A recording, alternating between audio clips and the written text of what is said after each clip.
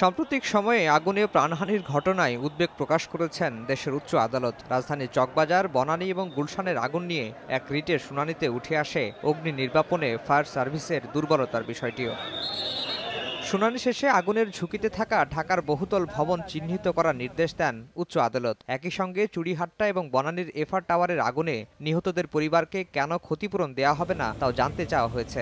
ঢাকা শহরে প্রত্যেকটি অঞ্চলে যতগুলো সাততলা অথবা ততোধিক দালান রয়েছে, অর্থাৎ বহুতল বিশিষ্ট যে দালানগুলো রয়েছে, সেখানে ফায়ার সেফটি আদৌ আছে কিনা, ফায়ার সেফটির বর্তমান অবস্থা কি, সেই সম্পর্কে প্রতিবেদন 4 মাসের মধ্যে চাওয়া হয়েছে। এছাড়া অগ্নি নির্বাপনে ফায়ার সার্ভিসের সক্ষমতা এবং সংকট 1 মাসের মধ্যে জানাতে ফায়ার সার্ভিসের মহাপরিচালককে নির্দেশ দিয়েছেন উচ্চ আদালত। ফায়ার সার্ভিস ডিপার্টমেন্টকে 1 মাসের মধ্যে একটি রিপোর্ট পেশ করার জন্য নির্দেশ দেওয়া হয়েছে, যে রিপোর্টে ফায়ার সার্ভিস বলবেন তার জনবল কি, লোকবল কি, তার কি ইকুইপমেন্ট আছে, তার কি পরিমাণ যন্ত্রপাতি আছে, তার কি পরিমাণ গাড়ি আছে।